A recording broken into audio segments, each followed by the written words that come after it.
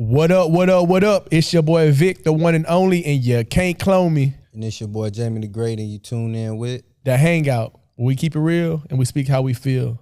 Today's episode, we got a guest, from a friend of a friend, We're going to go ahead and let her introduce herself, Hi, everyone. My name is Ivy. I'm from Cleveland, Ohio, but I reside here in Houston, Texas, and I'm honored to be here on you guys' show today. Oh, no, we appreciate you. Mm-hmm. Now, we thank you for, coming. She came from church. right after. She came right up and pulled up on Praise us, the Lord, and then said, all right, let's go. Shout out to Higher Dimension Church. Yes. Oh, yeah. Okay. We're going to get into the drip check. So today, you know what I'm saying, I'm trying to be cool. I got on the motorcycle jacket with the mustard shirt with the Rockstar jeans, then with the Nike Dunks, the red and black ones. Okay. You know what I'm saying? Just a little something Like you about to go hop on a Harley after this. You got one? Nah. But yeah, so now I'm going to pass it to you. It's on you. Oh, it's on me. Okay. Oh, yeah. I feel like I could hop on a Harley with him with my outfit. Okay, Yeah, I got on some like little baggy jeans. I got on some Ricks, my little comfy Ricks. I like them dirty and rugged. And I just got on a little basic top and my little baby diesel purse. And I'm from Ohio, so we just always wearing a Scully. So yeah, I always have a Scully. Shout out to Ohio. It be so cold, man. It's freezing right now. Oh, yeah. So yeah, man, I got the all black on like her, like a scary movie, Got the V-long shirt, got the J's, got to stay stepping in my J's 23. You know how it is, how we do it.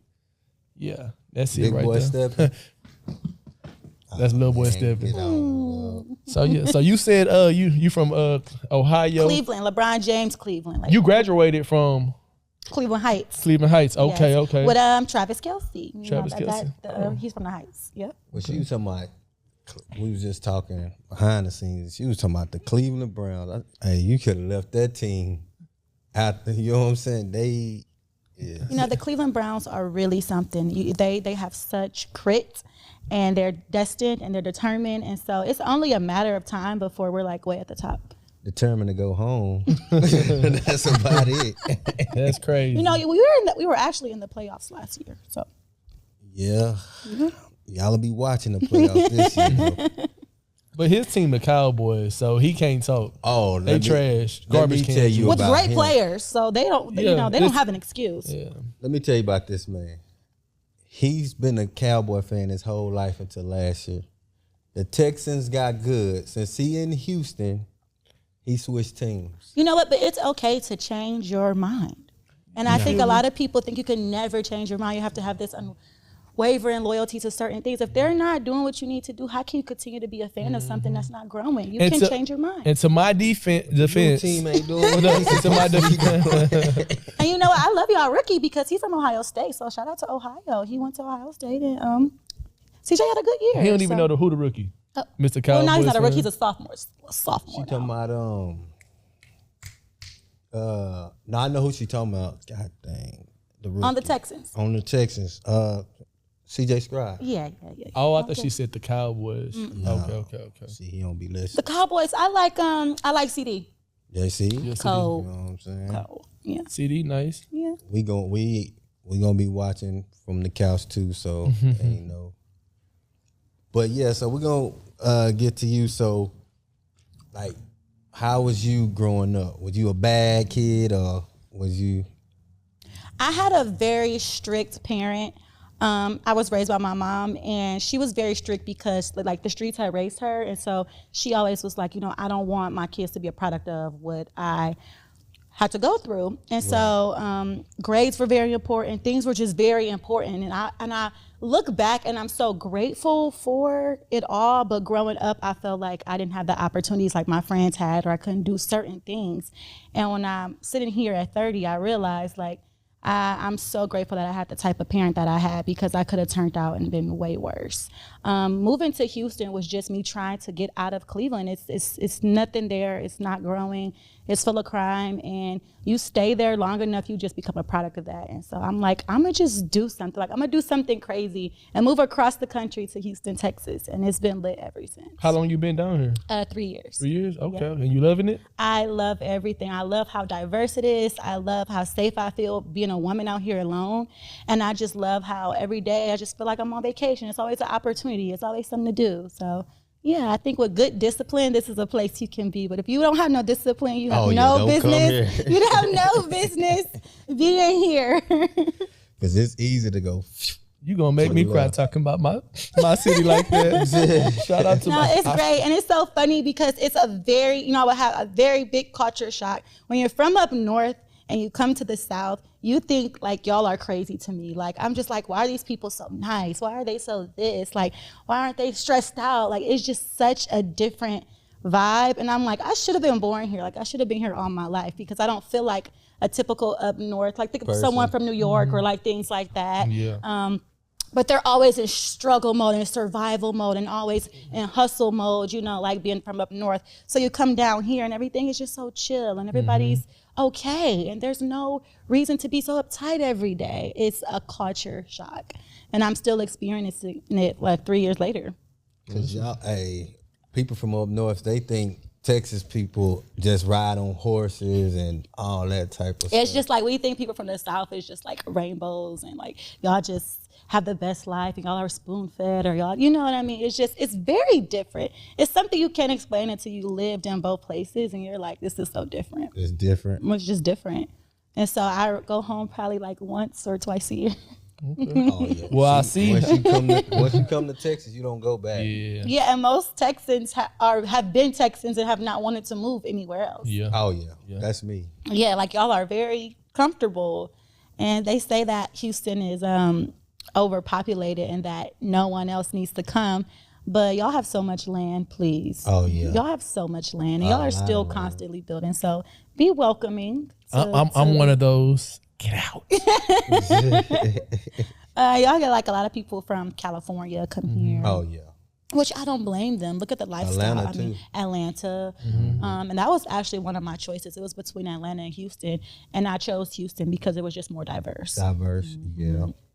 That's what's up. Yeah. So I hear you do realty. So yeah. So I've been stalking your page, you know what I'm saying? So to come up with, you know, so you're a realtor, you're a dyslexia specialist. You love to go to the gym. Oh, I love the gym. You know, you see my boy got a little fupa over there. You know what? You know what's crazy? As a woman, like even though I'm a fit girl, like I'm such a gym rat, I love a guy with like a little money gut or, you know, like just a little something. Like they have to be healthy, but they don't have to be actively like in the gym. So you speaking about guys in the 30s, basically. Because when you get over that, yeah, that. You know, sometimes you like, I don't know, like these new gym guys, y'all, they're so sassy to me. Like they are so consumed with themselves up in there, and I just be like, oh, get away. And they be too swole. Yeah, like just Bro, they can wipe their ass. Hello. Yeah. And they walk around like they're the new selfie kings. Like they walk around with their phones and having their pictures. Like you're not even doing your sets, bro. So yeah. Yeah, see, ain't nothing a girl that can't hide, you know what I'm saying? He gotta stay away from Popeyes. He gotta stay away from Popeyes. Oh, you're a foodie, huh? That's what y'all do down here in the South. I had to catch myself. I do too. I got one of them too. You know, Texas got the best food. That's proven. Really? Okay. Well, it's us and Louisiana, but we right beside it. I think I just like overly obsessed with like this whole seafood stuff, like all these fishes and these things and things I've never heard of, like the crawfish and the lamb chops y'all love, and what's that other? I don't know. Y'all just have a variety. Pig feet, oxtail, seafood boils, and like all these places. Crab is in everything, and I'm just like, where I'm originally from, we eat they eat raccoon, rabbit, squirrel, whatever you can get. Snake, rodents, pretty much. Basically. Now that you put it like that, yeah, I think rodents. Oh man, rodents. Squirt. Yeah, y'all eat possum too? Squirt. I mean, they don't put it past them. Yeah, can it go in the pot? If it can get in the pot, it's getting cooked. I can't do it. I can't. I can't do it no more. I can't do it no more. But when I was younger, that was all we could eat. And be dressed up too. They especially like the coon. They had like the little candy yams around it and stuff like that. You don't know what you eat. He dressed it up. Yeah, so. But now back to you with the realtor. So like, how that come about? So I like real estate is not my passion at all. My passion is dyslexia. I'm a dyslexia specialist. Like I love helping the kids that just have that big disability. Like I tell people, like I'm a brain changer. I have to change a certain part of the brain so it can learn how to read because they were born with that deficit. But real estate, when you move somewhere here, like from Ohio, and you come here and you see the type of land and the real estate, you have no choice but to be amazed. Y'all live here. But even when I first got my apartment, I was like, there's a washer and dryer in the unit. There's a garden tub, a big tub that I can, there's a closet that I can actually fit in. Like there's space, like there's a balcony. We don't have a lot of those things in the apartments back in Ohio. So I was just fascinated. Yeah, I was fascinated.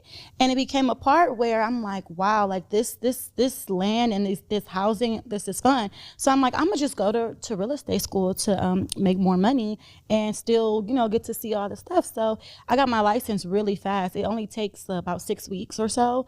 So then I had found a mentor through someone else, the power of social media, and she just got me rolling. And I had sold a lot of not apartments. I had moved people here from other parts into apartments because I love the apartment lifestyle. And so I had moved some people from California. They were just amazed. And so it became fun for a minute. And then I sold a house. And once I started getting more clients and I wasn't jumping on the opportunity, I realized that I don't have a passion for it. It's not purpose. It was kind of just something to do. It was fun. But like my pastor said, you just need to stay in your lane. And you know what your lane is when you are just seamlessly falling into that space. And real estate started to become a burden to me, like, I don't want to wake up on my Saturday and go show houses. I don't want to do this. I don't want to do that. And so just stay in your lane. But it was super fun. It was a great opportunity. I did it for 2 years. I made a lot of money, but it's just not something I'm passionate about. So would you go back to doing it? Yeah, I would go back to do it. Like I had went back to sell my friend a house because she had moved out here. Okay. So I would go back to do it for certain reasons. And I would love for my people to always come to me for it because I feel like I'm a good expert for them with their best interest. But it's not something that I want to make a career or build anything out of. But I believe in just collecting many credentials and being open to doing many things. So it's something I'm really glad that I have. And as an aspiring person who wants to own my own home, it'll be great for me in the long run. I mean, think about getting a credential that's under $1,000. I mean, it doesn't cost much. You can take the classes online, you learn, and it's just an easy license to have. And so I like to collect those type of things. That's dope. Would you be a mentor for someone else that's trying to get into real estate? I would be a mentor as far as helping them. I'm an educator, so helping them pass the courses and helping them prioritize their time with it. But I don't feel like I have enough experience to become an expert to tell them how to sell homes and things like that. Okay. So, but yeah. So let's dig into your passion. You gave us a little glimpse of it. So go ahead. Let's go into the passion. Yes. So I'm the first in my family to really go to college. And so I'm like, you know what? I just want to choose something safe. Like, I'm going to be a nurse or I'm going to be a teacher. Like, I feel like those are like the top two safe professions right now. And so I was just like, nurses seem just miserable sometimes. I don't want to be a nurse. I'm going to just, go be a teacher. So I went to school to be a teacher. And I will say, I got my first job as a teacher in Cleveland, Ohio. And it's not as diverse as it is in Houston. So I think a lot of Houston educators are very ungrateful and they don't see what they really have and how easy their job is.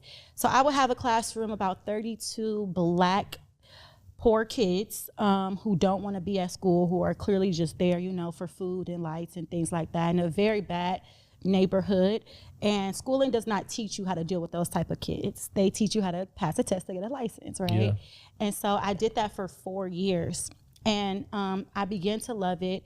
When kids see that you care about them, they'll do almost anything for you. So they will worship me. And so I was like, I really like this job. Like, you just have to find a way to connect with them. So when I moved to Houston and I got my first classroom, there were Blacks, Africans, Hispanics, Asians, whites, and a couple, 2 kids from Afghanistan. I'm like, I have a classroom of like diverse kids. They're not bad. They're actually smart.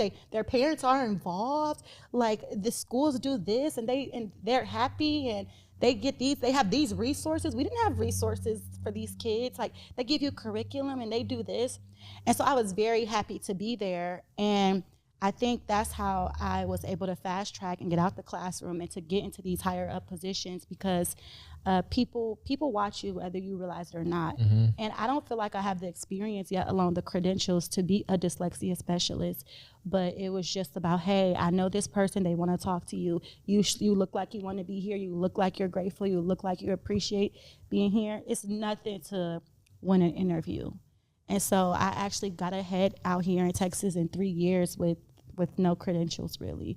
And I'm out the classroom, but I tell teachers all the time, you have no idea what it's like to be a teacher up north in rural areas. So, yeah. That's a great perspective, because I was an educator, and sometimes like it was days that I dread going to work.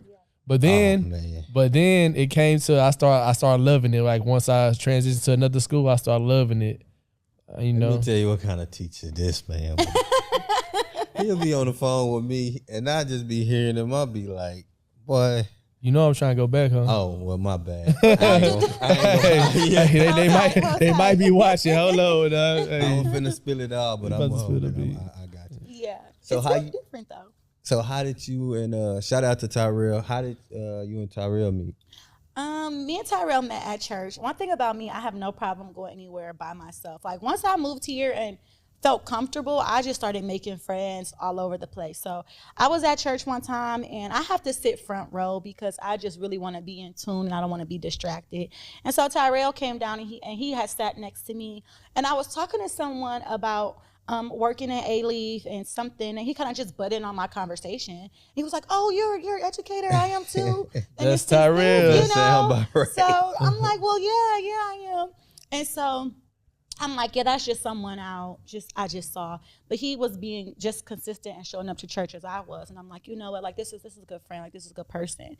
And so yeah, we don't hang out outside of church, or we don't really do anything, but every Sunday we come together and we connect. And that's how he told me about all of this. And he was like, you know, I told these people about you, I speak about you and this, and you should do it. These are my, what y'all say out here, partners. Yeah. That's our little bro. We done built the brother stage now. Yeah, we the brother stage now. Yeah, so yeah, basically we met at church, and he's consistent and I'm consistent, and so you continue to build relationships with people that are consistent and have the same, are as aligned as you are. You just overlap. So that's just how that worked out. So how are you liking Higher Dimension? Was that the first church that you went to? Yes. So I had a list of churches. I was like, you know what? I don't work summers, but I get paid. So I'm like, I'm going to go on a church tour. So I made a list I was on social media. I made a whole list of churches that I was going to go to, and Higher Dimension just happened to be first.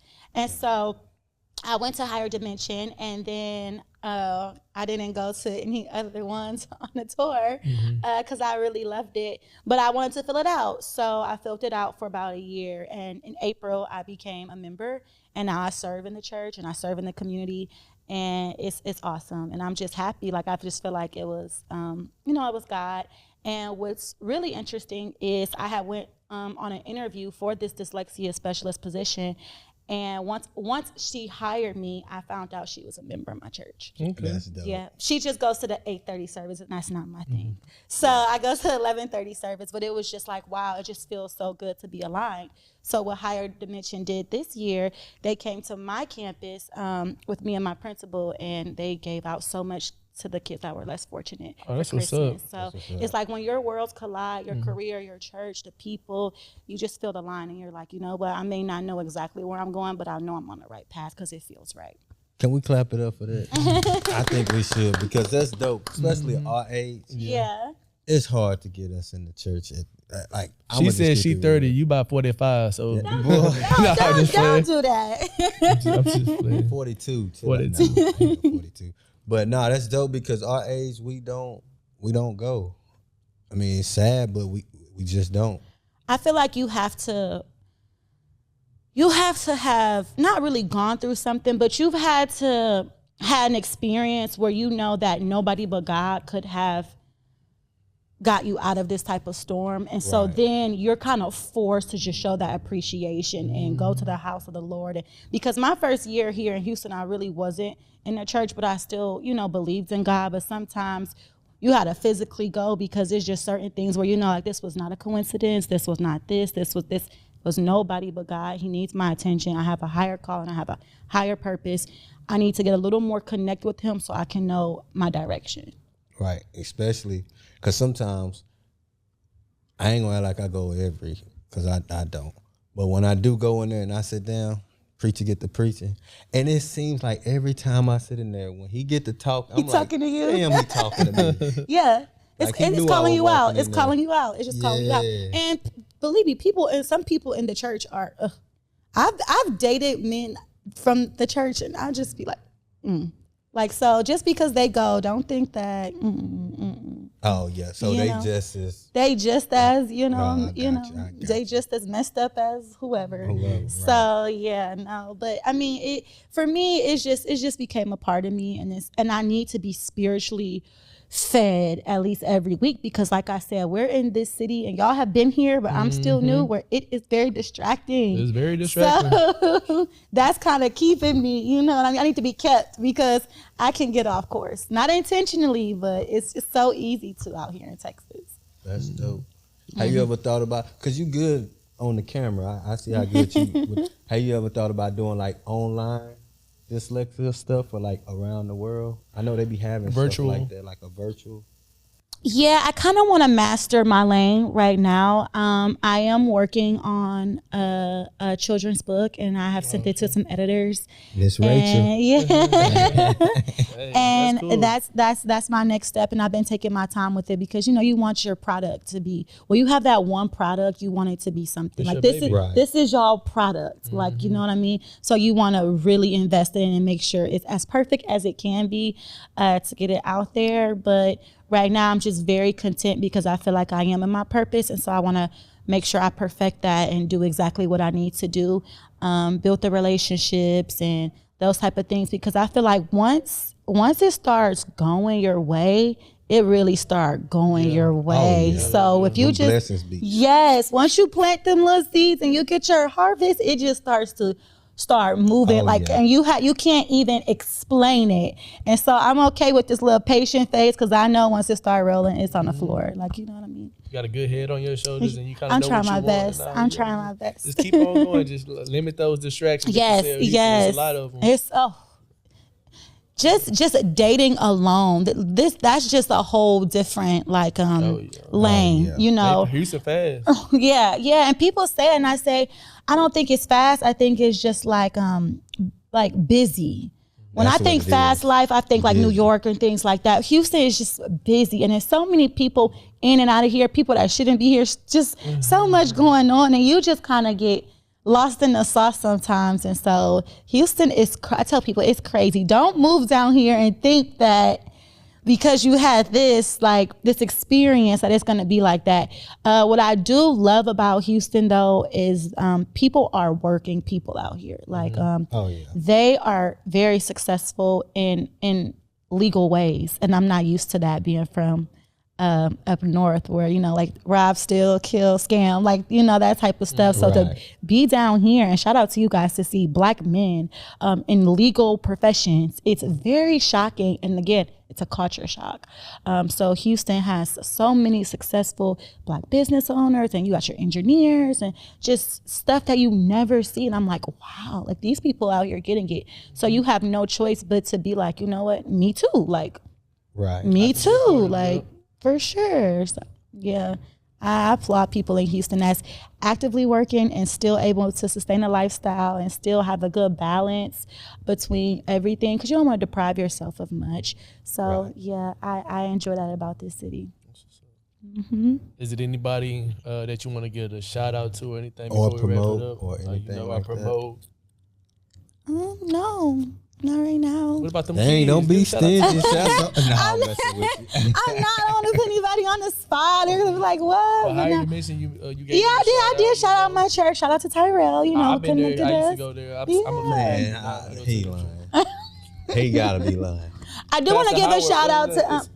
Pastor Howard. Yeah. You see what I'm saying? Nah, You I haven't see? been in a while. What's his name, man? I was thinking of Huntsville. That's why. Terrence. Yes, Terrence R. Johnson. There you go. Okay. Yeah, I was thinking of the Huntsville. Tyrell them probably said that name. Nah, I used to go with Tyrell. I used to go over there by Bissonnet. Yes. This and that. Okay. Look at my son. I'm proud of you. No, but I do want to shout out my friends, my Houston friends.